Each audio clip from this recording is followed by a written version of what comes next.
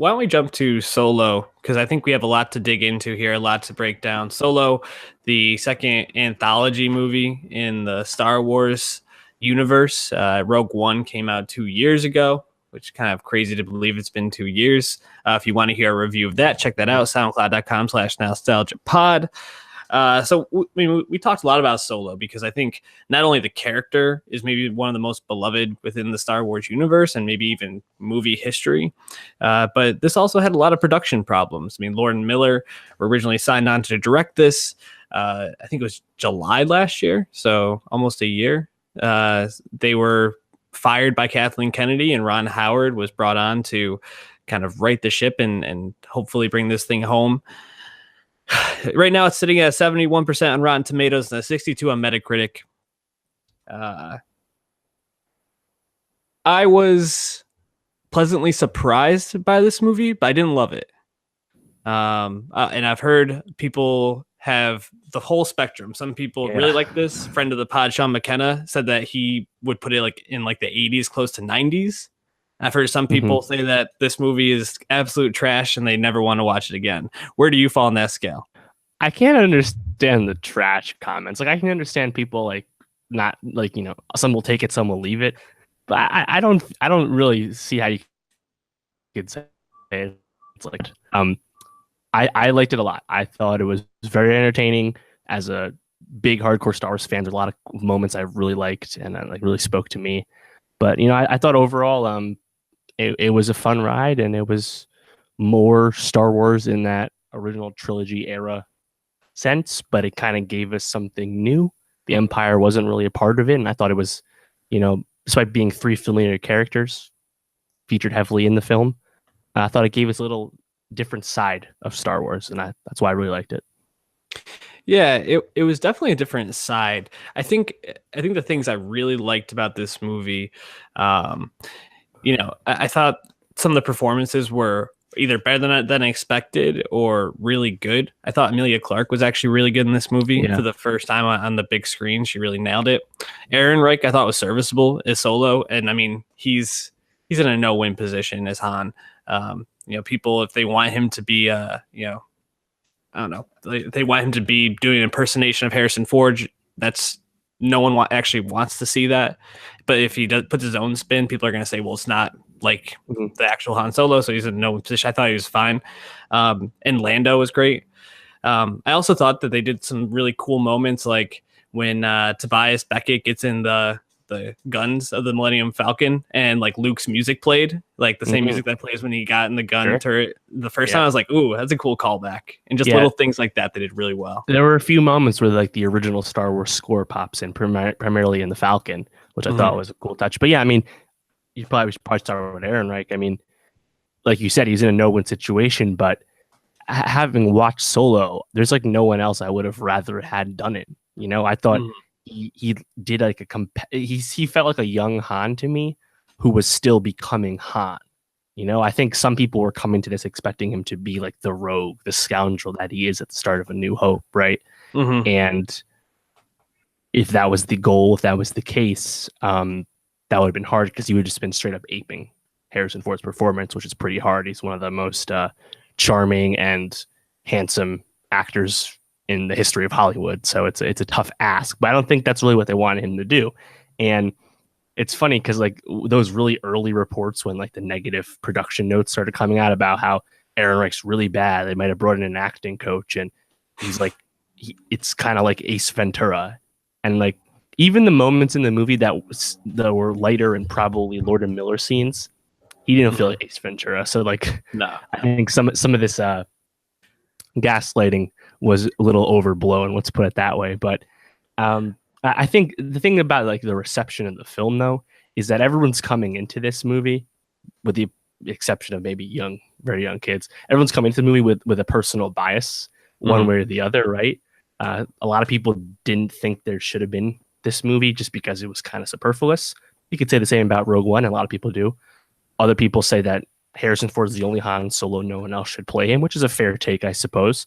And then a lot of people were just kind of perturbed about, Ron Howard getting forced in to finish the movie. So, I think there's a lot of muted buzz, muted enthusiasm about the movie, and that can definitely affect people's perception of it. Mm-hmm.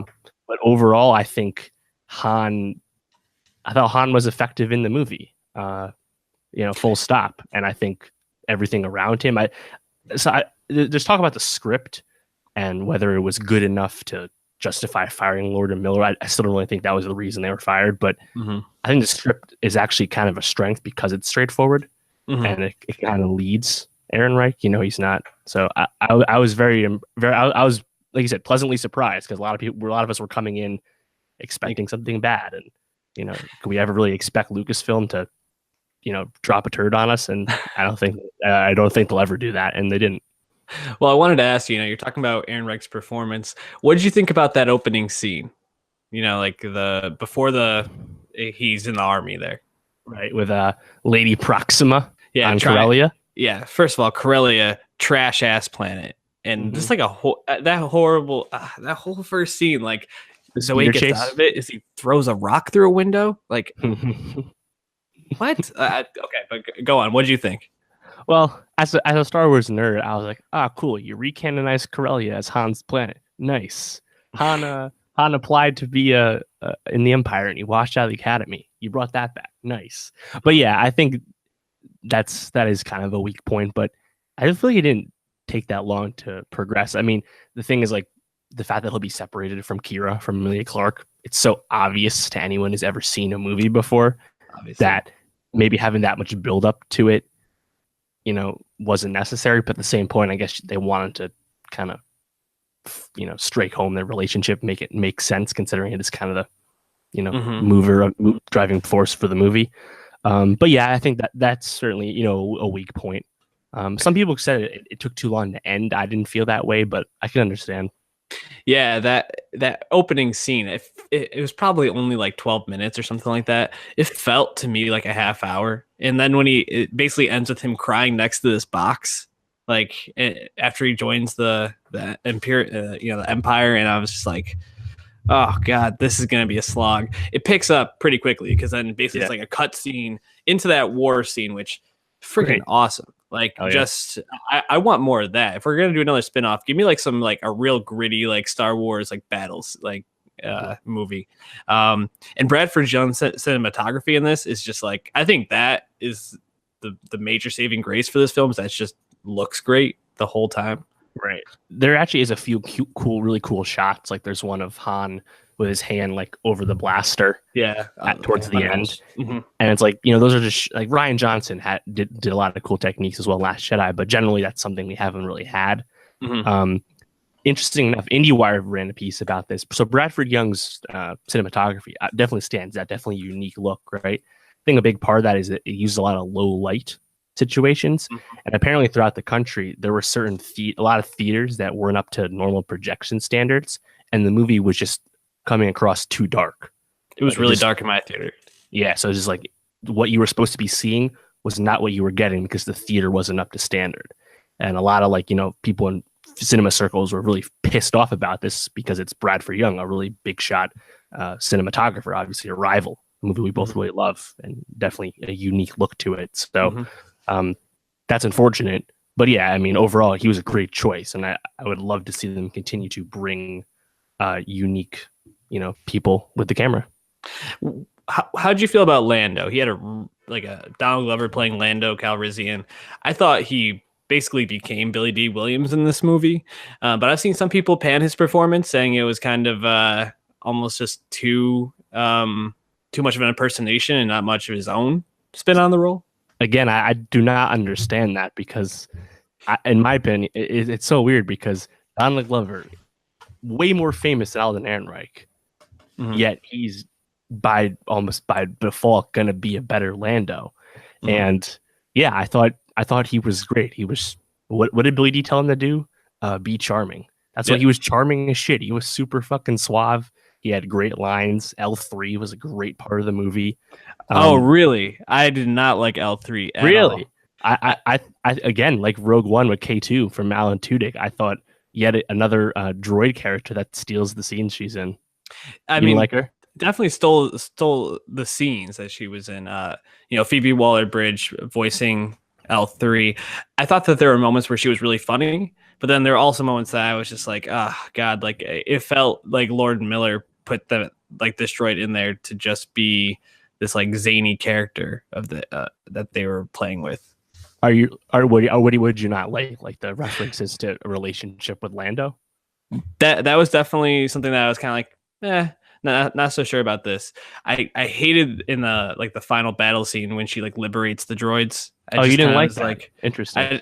I just kind of, I mean, like, good, liberate the droids, but like, just like then they're like jumping up on top of the computers and like, it felt very like Ewoky to me in a way, and like, but not in Mm. the way that I'm like, oh, because I get the Ewoks, like they play a part, like whatever, but like almost to the point where it's just like they're focusing on this like add like comic relief instead of actually adding something really to the story, in my opinion. Also, just I did think it was really funny when she said that she couldn't perform when everybody was watching her. That was a really funny scene. Like I give them props for that. But overall, I just kind of found L3 kind of grating in a way. Interesting. Yeah, I mean, I thought it was cool that we finally had like a female droid of substance. I agree with that. Basically, every other droid is a dude Mm-hmm. or dude-esque. And yeah, I mean, like the droids are always like a tangential part of Star Wars, but they're clearly second-class citizens. They don't you don't Mm-hmm. serve your kind here, right? At the cantina. Right. So kind of playing into that and having her be like droids' rights, like she was a feminist. I mean, I thought it was great, and like that scene where right before we meet Lando at the first Sabacc game, where like there's like it was like They were cockfighting, but it fighting. was droids, and she's like, "No, you don't have to do this. You have autonomy." Mm-hmm. Like, I don't know. I really worked for me. I thought it was because it's like something that you could totally see existing in Star Wars, but we've never actually Mm-hmm. gotten it yet. But actually, what happens to L3 with her going into the becoming part of the Falcon, I Mm-hmm. thought was the fucking awesome retcon. Because Yeah. if we remember this quote from C-3PO, "Sir, I don't know where your ship learned to communicate, but it has the most peculiar dialect." And then, Also, he calls it really smart, right? He says the Millennium Falcon's really smart, and that's L3's whole thing is she has like the most advanced navigating system in like the galaxy or something like that. yeah, and So, even the Last Jedi novelization references the peculiar quirks and personality of the Falcon. It's kind of something that's been referenced and talked about for a long time, and now there's actually kind of a reason for it. And again, that's something that did we ever need that to be explained? Of course not. But why not explain it when you're already going to make the movie? That's my take on it. yeah, I thought it was fine. I didn't have a problem with it, and I thought it was nice to add something in there. I mean, it's another thing I didn't really like about the movie. Kind of going back to that scene was, they're worried about getting figuring out how to get out of there, and they got to keep the what like petroleum or whatever it is, like the space coaxium. fuel. Yeah, coaxium cold, but like they like basically looked at it once, and then they were like, oh, Right. it'll be fine, and then like it Yeah. never went like that. Like It wasn't that really the blown up. ticking time bomb it was presented to be. I agree. Exactly. It was like a fake stakes. I also am kind of middling on the Chewbacca thing. I liked how they met. I just was like, I don't know if you need to like have him explain that he can understand, like speak Wookiee and then never go back to speaking Wookiee again. He just like after that's like, oh, now I can understand English. It's like, I don't know. It was fine. I didn't hate it, didn't love it, but it was just kind of like, eh. But I did like Chewie being like this, like captive that was like eating people, and then just like the back and forth between Aaron Reich and Chewie, and it was great. Yeah, it was a cool callback initially to like the Rancor scene in Jedi, Mm-hmm. right? But they kind of recanonized the Wookiees being enslaved by the Empire thing, and what was actually kind of interesting to me is I thought they would kind of spell out the life debt aspect to it a little more bluntly, but they I think they kind of just left it alone. It's kind of assumed. But we got a lot of other things. Like we saw Han got his name, Han got his blaster, Han obviously how he got the Falcon, right? Mm-hmm. So I thought maybe the Chewie life debt would kind of be name dropped or something.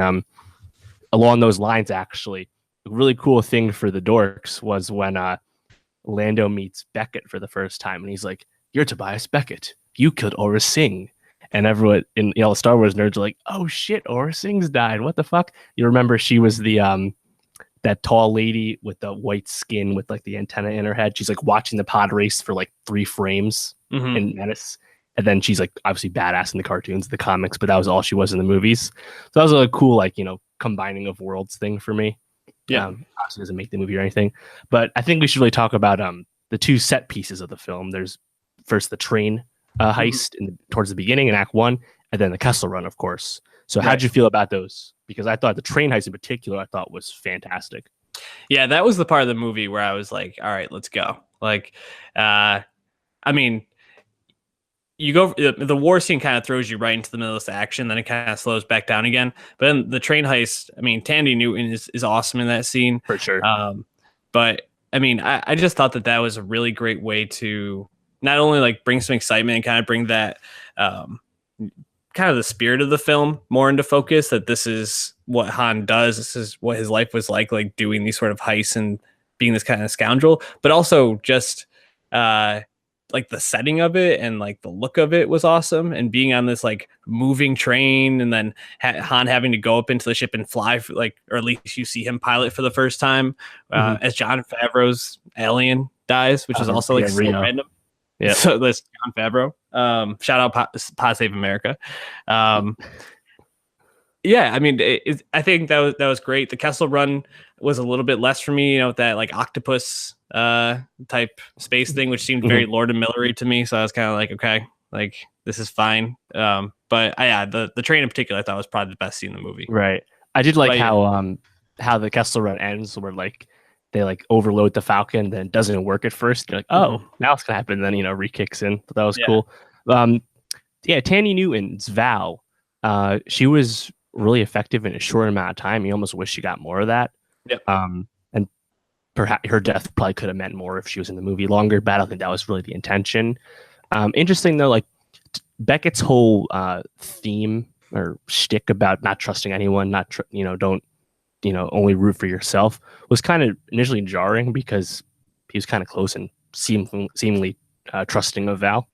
So I think they were married. yeah. Her name is Val Beckett, and his name is Tobias Beckett. Well, there we go. So. Yeah, that was an interesting note to me.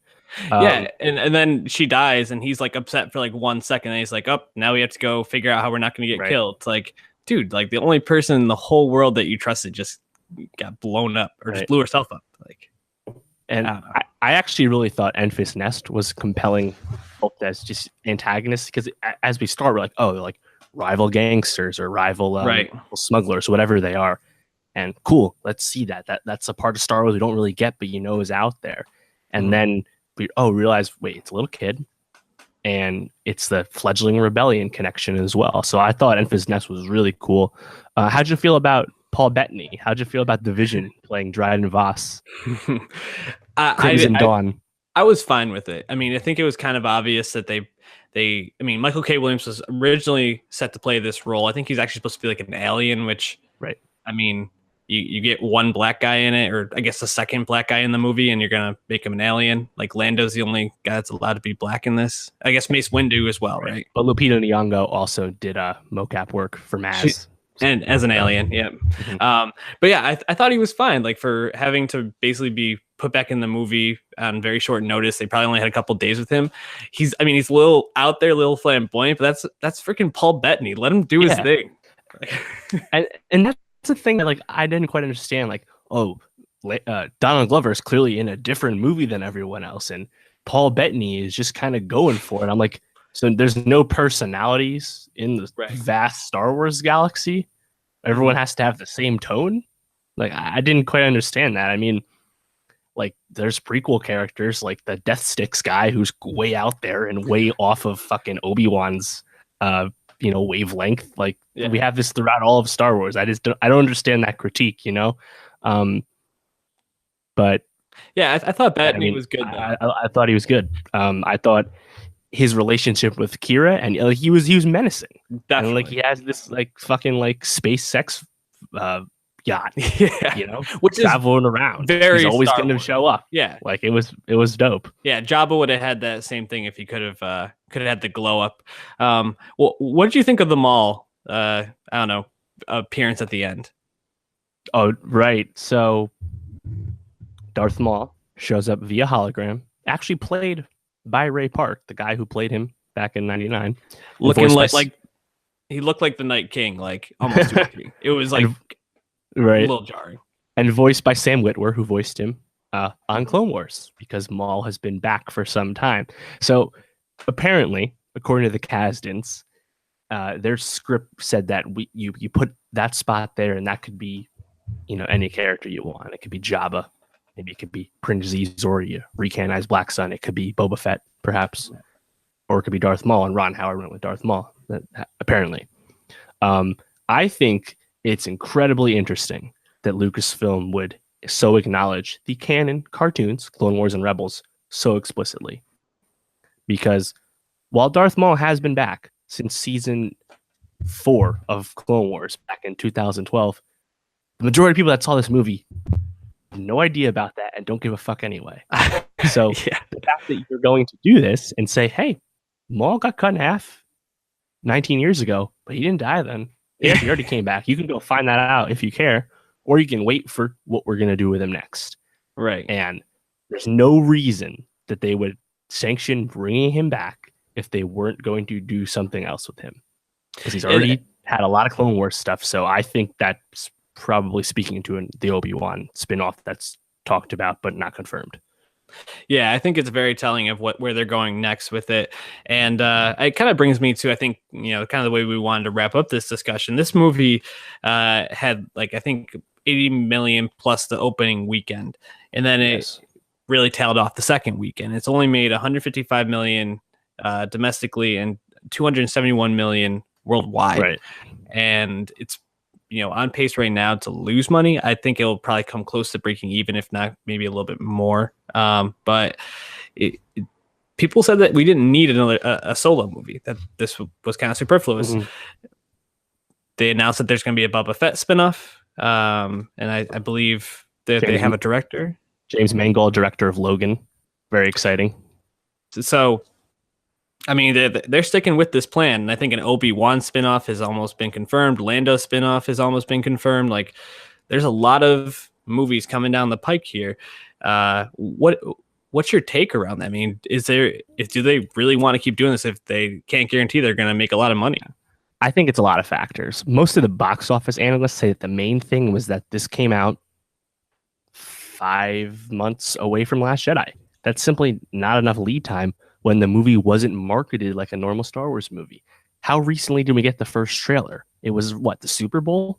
It just hasn't been aware in the public consciousness for the average person enough.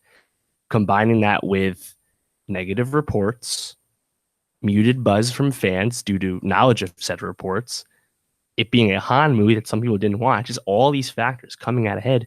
Like you said, it made, I think, 83 for a 3-day weekend, 101 for the 4-day, and from over Memorial Day, a holiday weekend. Dude, it was projected to make like 130 to 150. 150 would have been on par with Rogue One. So it was just really, and then it fucking bombed overseas. Huge drop off. Rogue One made $1 billion, but that might have set people off, the wrong calculus. But I think the main thing is it was marketed really badly. And, also another thing is it's good. It's not great. It's the first, Star Wars movie besides the prequels that's like, it's good. Like, there's not like a whole lot of like horror excitement about it. Some people really like it. I really like it, but I don't think there's enough buzz about it. You got to go see this the way there's buzz about Force Awakens and The Last Jedi and even Rogue One. So, them going forward, Episode 9 doesn't come out till December of next year. I think this actual extended break is good for Star Wars brand, but Marvel can handle 3 movies a year. I think Star Wars could too. They just have to be the right movies, and I think Lucasfilm will find their way, because we have to remember this Solo movie was again greenlit 5 years ago in 2013. We haven't seen any Star Wars movie besides the ones that got announced 5 years ago. So I think Lucasfilm, if you want to do the positive spin, I think they will learn a lot from why this didn't perform well, despite being probably as good as they could have made it given the troubles behind the scenes. And maybe Lucasfilm will be a little more open to working with creatives. So I think there's a lot to take away from it. And ultimately, I think it's unfortunate that the movie won't be seen by as many people, given how good I think it is. But how Lucasfilm operates moving forward with the Ryan Johnson trilogy, the Benioff and Weiss trilogy, and the Boba Fett James Mangold movie, which was announced in the trades literally the day Solo dropped. That was a tactical move, and a Boba Fett movie you don't assume would make $1 billion. So No. maybe they're going to be okay with taking more shots and lowering the expectations depending on the type of movie. But Star Wars ain't going away. It's okay. But this might not make money, first one ever for them. Yeah, I can't remember the quote, but there was a quote by Kathleen Kennedy that basically alluded to the fact that Lord and Miller were just a little too out there, in their what they were looking to do. So I think they're probably going to try to go a little safer in terms of who they choose. I mean, Mangold is relatively safe. If he's going to be doing something along the lines of Logan, I think you kind of know what you're getting from that. And you can definitely build a great Star Wars movie through that lens. Lord Miller was definitely from out in left field choice. What would you want to see for an anthology movie? I mean, we kind of know Obi-Wan, Boba Fett, and Lando are probably coming. What would you want to see, though, in terms of a Star Wars story? Well, and that's the thing. I think the idea, the concept of the anthology movie, separate from the Skywalkers, we're getting that like half-assed because Rogue One is incredibly connected to New Hope, and Darth Vader's in it. Right. And we have Solo's origin story along with Chewie and Lando. 3 characters we know will live through the movie, right? So, and I don't think we're there yet, but an anthology that's just in the galaxy, whatever the fuck you want it to be, but without someone we know. And that's kind of the hope with what Favreau's TV series will be for the Disney streaming service 7 years after Jedi, probably with most people we don't know. And then Ryan Johnson's trilogy and Benioff and Weiss's trilogy, I assume at least one of those goes way back. Just let's see Star Wars without anything we know. Okay. And I think Solo, the Empire was not really in this for really the first time, but it was also still fucking Han and Lando and Chewie. So, wasn't all the way there. So that's what I would want. Just the world, but let's really get away from the original trilogy. I want to see. I want to see that Justin Theroux Master Code Breaker movie. I just want to see him like balling out. But I also want to see like a heavy Leftovers influence. So maybe we get maybe we have him like kind of have like suicidal thoughts and like questioning his place in the world, like and like near the end of his code breaker career or like a drop off, and then maybe lose a lot of money in that casino or something. I don't know. I want to see that though. Give me that. And also Wedge Antilles, one of my favorites from the original trilogy. I want to see like the battle. Like he was like in like that universe. He had like a long career as like a pilot and a war hero. Yeah, so I want to see some more of Wedge Antilles. Give me his I don't know 3 movies. So hit us up with the movies that you want to see Star Wars make at Nowstalgia Pod on Twitter, YouTube, wherever. Leave us a rating and review on iTunes. Drop us a subscription on YouTube. Any last thoughts around Solo, Dave? I think there's a lot to the film, both production and the film itself, but I don't think it's trash. I think it's good. It's pretty good. It's pretty good, and for some people it's great. So unfortunately, not a lot of people will see it, but hey, it's a learning experience for Lucasfilm. It's a 65 to like a 70 for me. So I think that's better than where we were thinking it was going to be. So pleasantly surprised.